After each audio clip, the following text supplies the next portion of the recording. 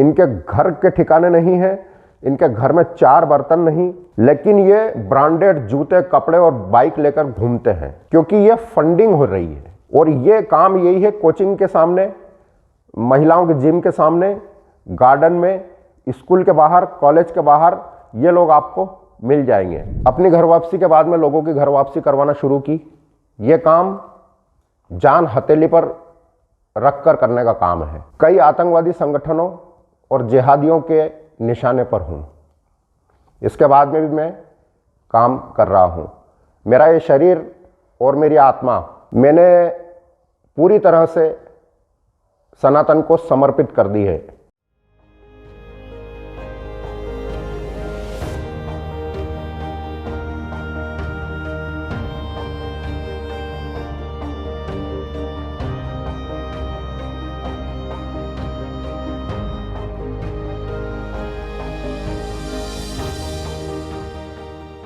महिलाओं के लिए तो स्पष्ट लिखा हुआ है उनकी किताब में कि उसको गुलाम समझा जाए, और यहाँ महिला को लक्ष्मी का रूप समझा जाता है। आज अगर जो नासमझ हिंदू हैं, जो दरगाहों पर जा रहे हैं, अपना मत्था फोड़ रहे हैं वहाँ जाके, आप जिनसे भाईचारे की बात कर रहे हैं उनको आप ये कहो कि आप हमारे मंदिर पर भी आओ, आप भी वहाँ माथा टेको।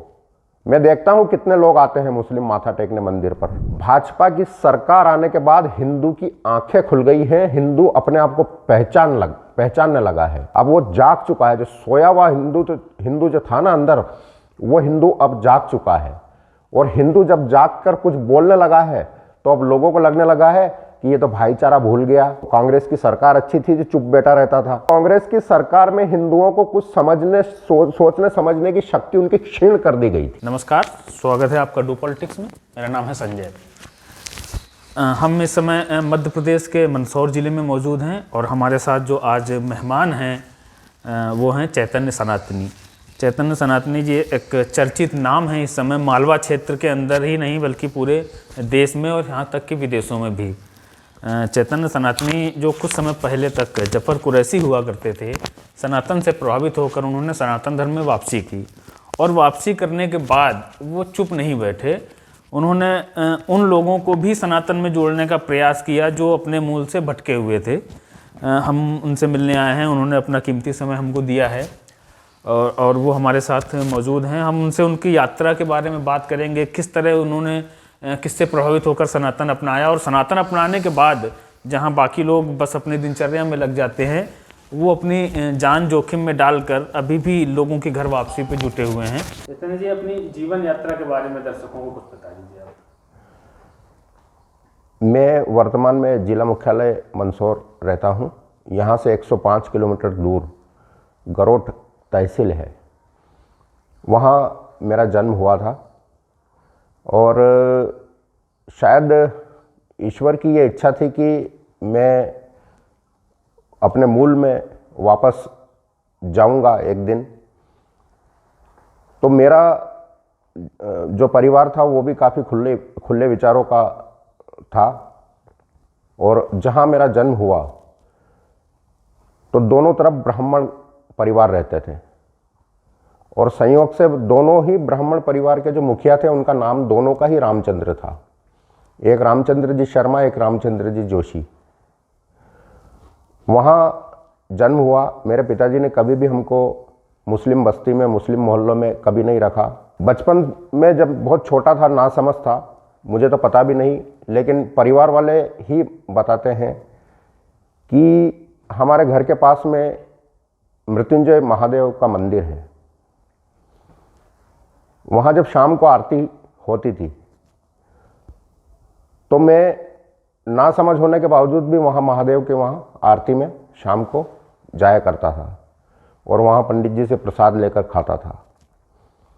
ये शायद लगन महादेव से बचपन से ही लगी हुई थी। और जैसे जैसे मेरी उम्र बढ़ती गई, सनातन के प्रति मेरी आस्था भी और ज़्यादा गहरी होती गई।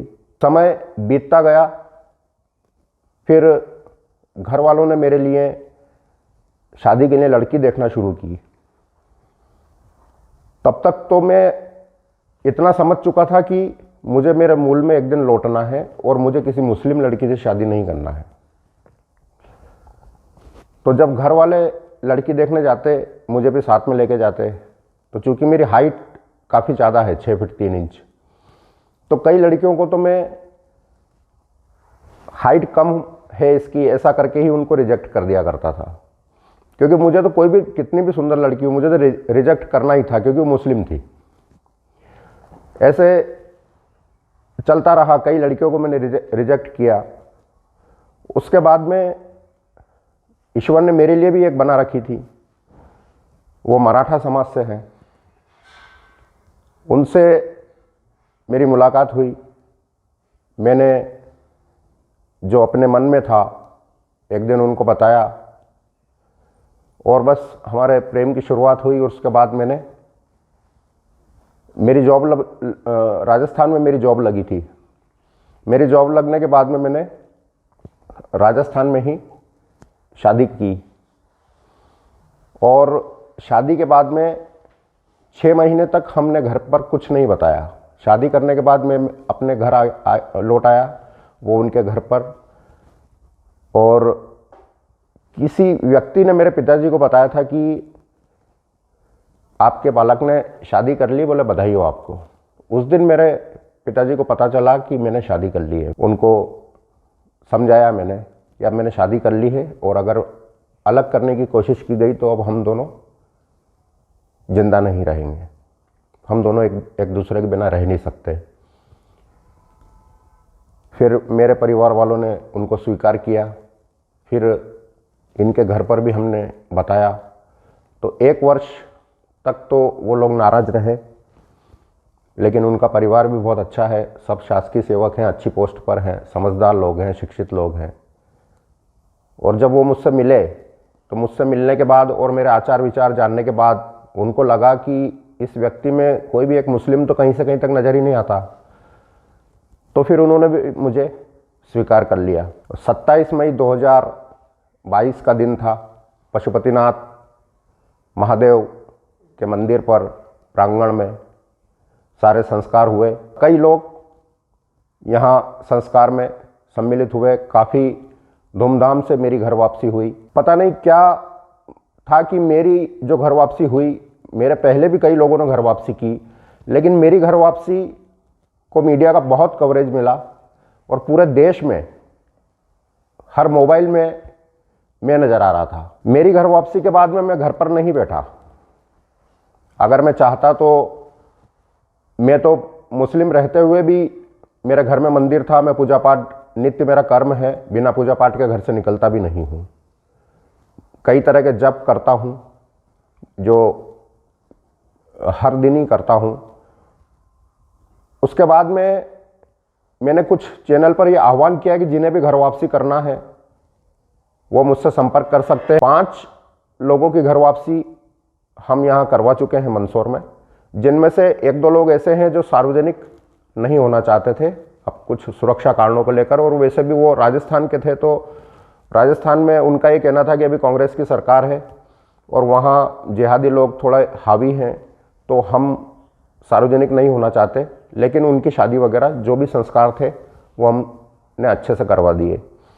अभी भी कुछ लोग मेरे संपर्क में हैं, चूँकि मेरा संतान नहीं है। मेरी घर वापसी के बाद मुझे ऐसा लगने लगा कि अगर मेरा संतान होती तो वो जितना मेरा नाम कर सकती थी, उससे ज़्यादा मुझे अपने जीवन को सार्थक बनाना है। अपनी घर वापसी के बाद में लोगों की घर वापसी करवाना शुरू की।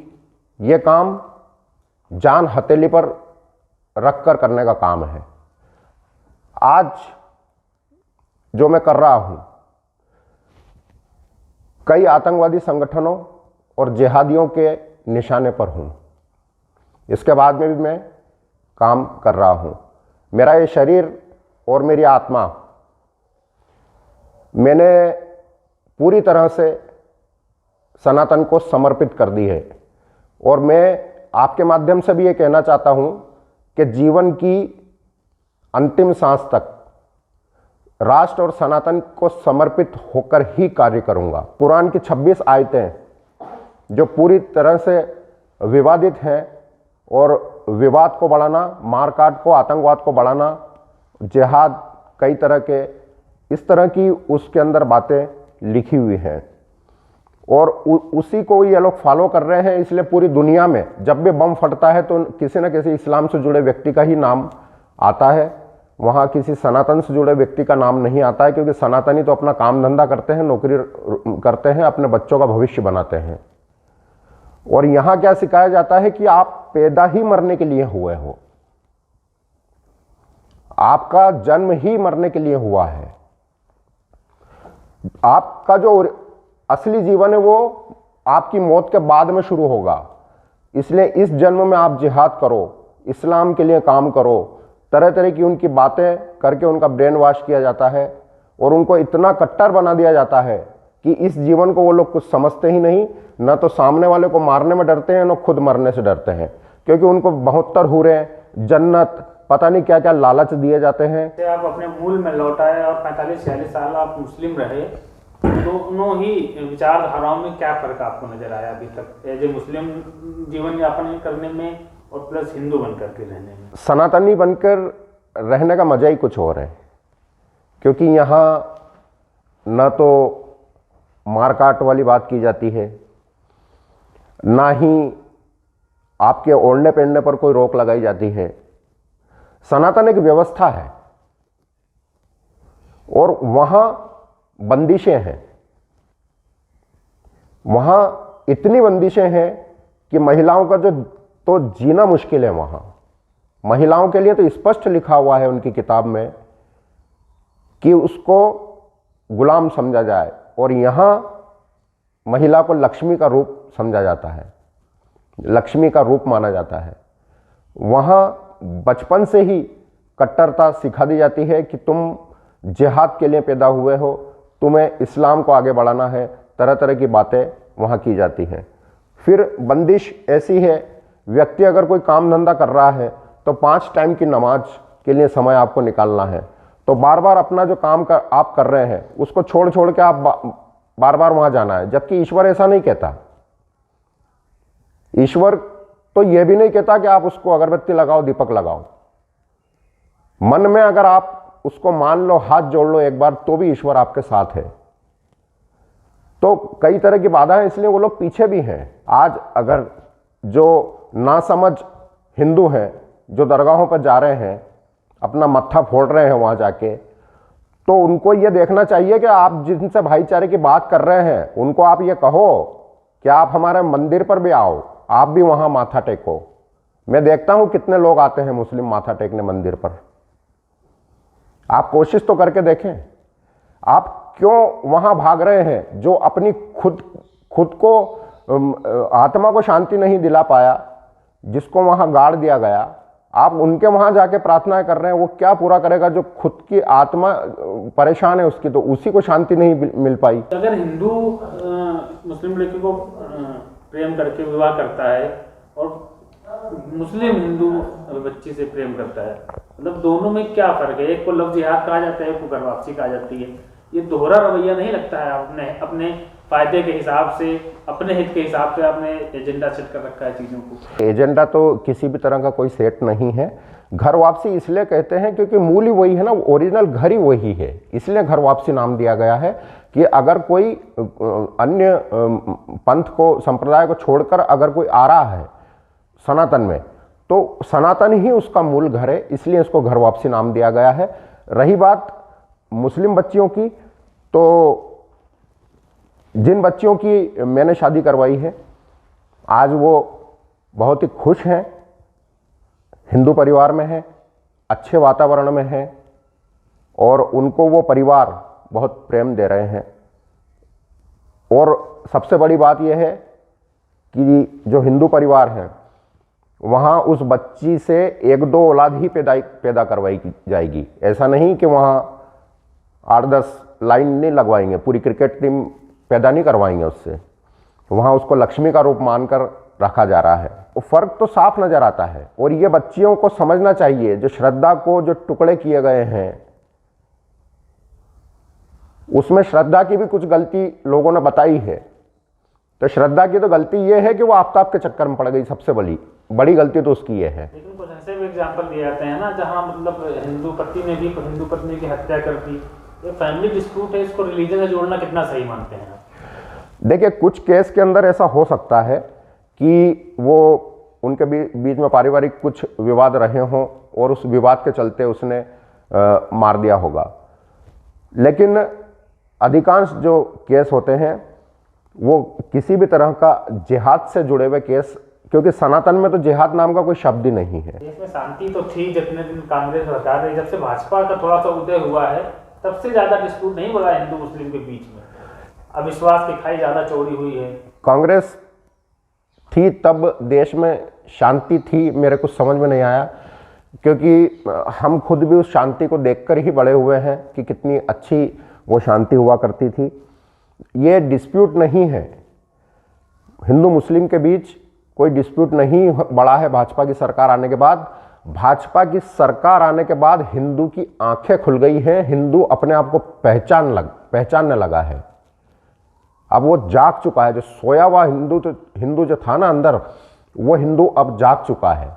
और हिंदू जब जाग कर कुछ बोलने लगा है तो अब लोगों को लगने लगा है कि ये तो भाईचारा भूल गया, ये तो कांग्रेस की सरकार अच्छी थी जो चुप बैठा रहता था। क्योंकि कांग्रेस की सरकार में हिंदुओं को कुछ समझने सोचने समझने की शक्ति उनकी क्षीण कर दी गई थी, और हिंदू का जागना बहुत जरूरी था। और जो थोड़े बहुत जो अभी सोए हुए हैं उनको जागाने के लिए ही हमारा अभियान चल रहा है, इसीलिए हम जान हथेली पे लेकर खेल रहे हैं, क्योंकि हमारे तो कोई औलाद है नहीं। लेकिन जो हिंदू हैं, जिनके परिवार हैं, जो अपने काम धंधे से लगे, अपने रोजी रोजगार से लगे, जो ईमानदारी से काम कर रहे हैं, वो सुरक्षित रहकर अपने परिवार को चला सकें, वो सुरक्षित रहकर अपने काम धंधे, अपने बिजनेस, अपनी नौकरी को कर सके। इसलिए मेरे जैसे पागल लोग जान हथेली पर लेकर उनके लिए काम कर रहे हैं। हिंदू बच्चियों को जब भी अगर कोई लव जिहादी है तो वो अपना नाम हिंदू बताएगा, तो अब वो हिंदू है या नहीं इसका पता वो बच्ची कैसे लगाएगी? तो उसके प्रेम को स्वीकार करने के पहले बच्ची उससे बातचीत शुरू कर दे अगर उसको ठीक लग रहा है तो, लेकिन ज़्यादा मेल मिलाप ना बढ़ाए, उसका पीछा करें। क्योंकि आज अधिकांश बच्चियों को घर उनके माता पिता ने बाइक दे रखी है, स्कूटी वगैरह सब रहती हैं, साधन उनके पास में, वाहन रहता है, तो वो उस लड़के का पीछा करके ये पता कर सकती हैं कि वो कहाँ रहता है, क्या वाकई में वो हिंदू है या किसी अन्य मजहब का है। अगर वो थोड़ी सी समझदारी दिखाएगी बच्चियाँ तो वो इससे बच सकती हैं। आप रात में उनको वीडियो कॉल करो, रात में वो उसके घर पर होगा तो वीडियो कॉल में देखिए कि उसके घर कैसा है, उसका घर, उससे कहिए कि थोड़ा घूमते फिरते बात कीजिए।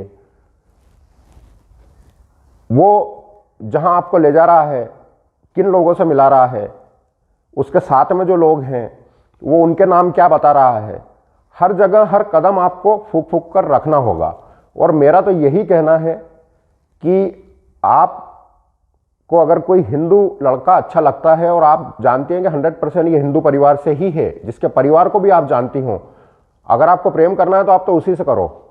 कोई अनजान व्यक्ति आपको आकर कह दे कि मैं आपको प्यार करता हूं और मैं आपके लिए जान दे सकता हूं और मैं आपके लिए ये कर सकता हूं, वो कर सकता हूं, दरअसल इन लोगों को फंडिंग हो रही है, इनके घर के ऊपर चद्दर लगे हुए होंगे, वो भी बरसों से बदले नहीं होंगे, और बारिश आती होगी तो शायद उसमें से भी पानी टपकता होगा, रिश्ता होगा। इनके घर के ठिकाने नहीं है, इनके घर में 4 बर्तन नहीं, लेकिन ये ब्रांडेड जूते, कपड़े और बाइक लेकर घूमते हैं, क्योंकि ये फंडिंग हो रही है। और ये काम यही है कोचिंग के सामने, महिलाओं के जिम के सामने, गार्डन में, स्कूल के बाहर, कॉलेज के बाहर, ये लोग आपको मिल जाएंगे। एक तरफ तो मतलब ये कहा जाता है कि इस्लाम में कि ये हराम है, टीका हराम है, कलावा हराम है, लेकिन जब अपना एजेंडा इनको चलाना होता है तो कलावा भी बांध लेंगे, टीका भी लगा लेंगे, राम राम भी बोल लेंगे, सब कुछ कर लेंगे। तो किस तरह का इस्लाम है, किस तरह का इस्लाम फॉलो कर रहे हैं ये? विदेशी फंडिंग इतनी होने लगी है भारत को तोड़ने के लिए, यहाँ गृह युद्ध की स्थिति पैदा करने के लिए ऐसी परिस्थितियाँ बना दी गई हैं कि उनको जो एक जिहाद से जोड़ के कि भाई ये करना है, और अगर कलावा भी बांधना हो और अगर टीका भी लगाना हो, मंदिर पे भी जाना पड़े तो चले जाना, लेकिन आपको ये मिशन है और आपको ये करना है। तो बस जो लोग उससे जुड़े हुए हैं, जिनको पैसा मिल रहा है, क्योंकि इनके पास काम धंधे तो है नहीं ठीक से, इसलिए जो भी पैसा इनको एक मुश्त मिलता है तो इनको लगता है कि अरे इतना पैसा, तो बस उस पैसे को देखकर फिर आप इनसे जो टीका लगवाना हो, इनसे मंदिर में दर्शन करवाने हो, सब कर लेंगे ये। अभी तक आपने जो भी घर वापसी करवाई हैं, थोड़ी सी उनकी गोपनीयता बनाए रखते हुए उनके बारे में कुछ बता दीजिए थोड़ा थोड़ा, कैसे आपसे संपर्क हुआ उनका, किस तरह वो सनातन से प्रभावित हुए, या फिर वो सिर्फ शादी करने के लिए ही सनातन में वापस आए। एक राजस्थान की बच्ची है, सबसे पहले उनने मुझसे संपर्क किया था, उनके जो हिंदू लड़का था उसके साथ में, उसके परिवार वालों ने मुझसे संपर्क किया, बोले ये बच्ची है और ये काफ़ी टाइम से बोले हमारे बच्चे और दोनों बोले एक दूसरे को प्रेम करते हैं, और लड़की का ऐसा कहना था कि वो हिंदू बनना चाहती है। मेरी खुद की उनसे बात हुई थी तो उनने कहा कि मैं हिंदू बनना चाहती हूँ, मतलब उसकी खुद की ऐसी इच्छा थी। और मेरे यहाँ जो भी केस आए हैं इसके अंदर उन्होंने खुद ने कहा है कि हम हिंदू बनना चाहते हैं, हम सनातन को अपनाना चाहते हैं। घर वापसी करवाना कि कोई एक मुस्लिम हिंदू बन गया, वाह वाह, और सब तालियां बजाएं, खुश हो जाएं, बात वहीं तक ख़त्म नहीं होती। हमारी जिम्मेदारी बहुत ज़्यादा होती है कि आप उसको अपने उसमें ले तो आए हैं, लेकिन जहाँ से उसको लेके आए हैं तो उसका रोज़गार चला गया है, सब कुछ ख़त्म हो चुका है, तो उसको वापस एक धारा से जोड़ने के लिए उसके लिए सब कुछ उसका ध्यान रखना पड़ता है।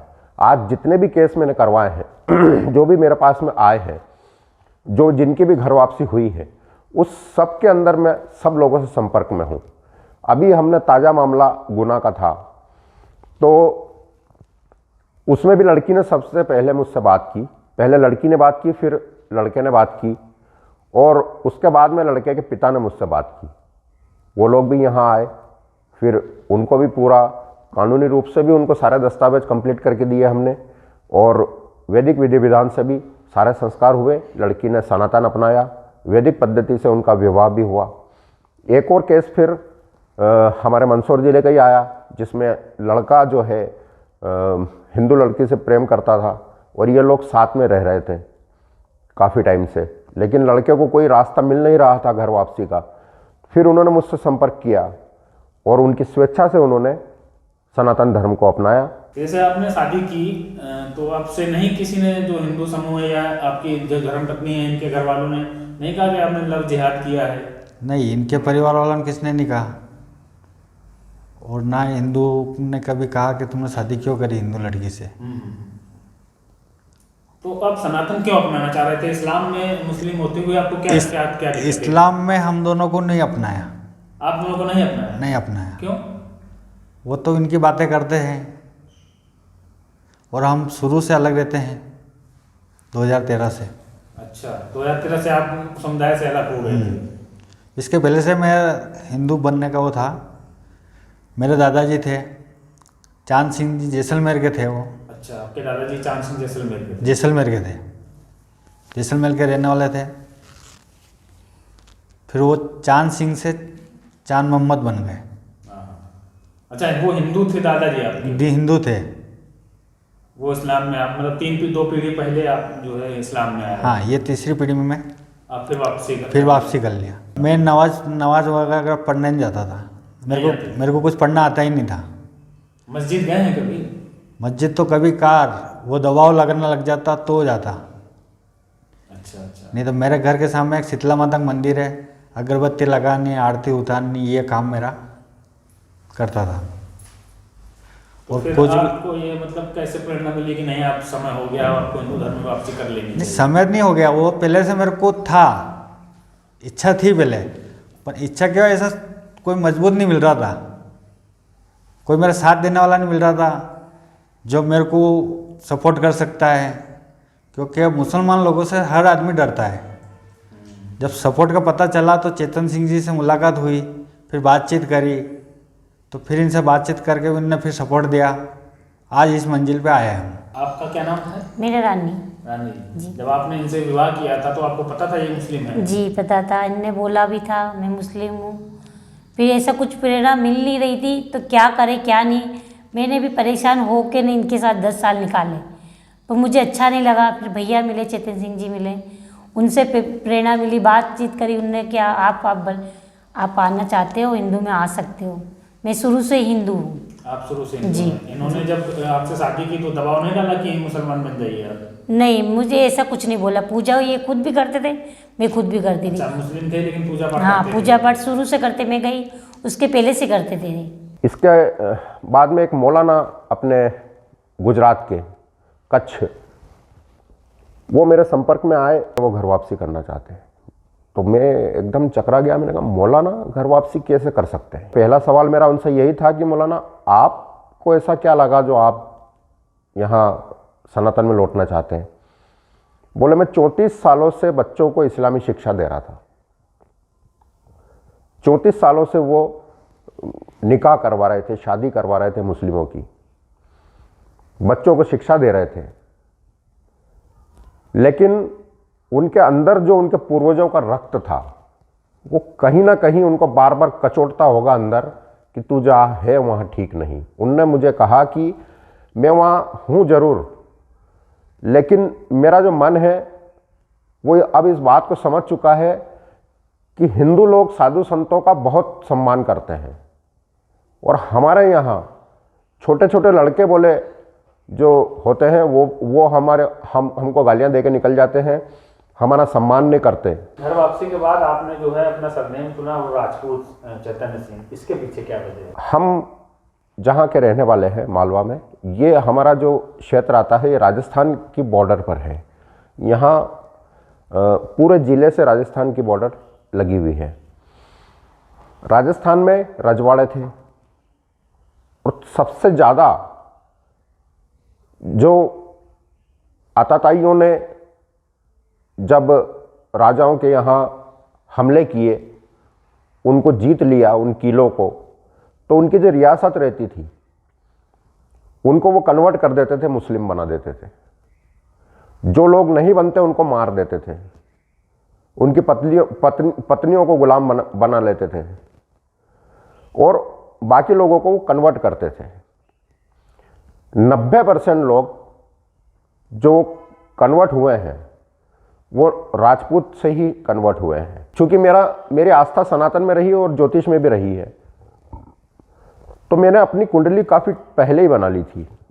उसमें चे शब्द निकला था, और चे शब्द से चैतन्य नाम मेरे गुरुदेव ने मुझे दिया। और चूंकि मेरे अंदर ऐसा लगता है, मैं अपने अंदर में एक क्षत्रिय भी देखता हूँ अपने आप को, कि एक लड़ाका जिसको कहते हैं अपन। इसलिए फिर बाद में ये डिसाइड हुआ कि सरनेम राजपूत ही लगाया जाए। चैतन्य जी, आपको भविष्य के लिए बहुत बहुत शुभकामनाएं। जी जी अपनी सुरक्षा का भी ख्याल रखें आप लोग। जी, बहुत बहुत धन्यवाद।